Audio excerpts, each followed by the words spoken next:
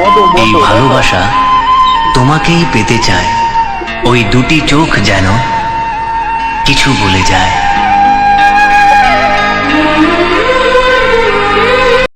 হ্যাঁ, আমার দোকান না চুয়াডাঙ্গা। আমরা আপনার কাছে সর্বদিন চুয়াডাঙ্গা থেকে এসেছি।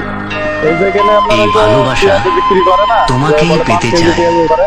ওই ওরা দুটি খাতে চোখ এসে যেন ওরা বললো যে আগে শরবত খেয়ে কিছু বলে যায়। শরবত খেয়ে শরবত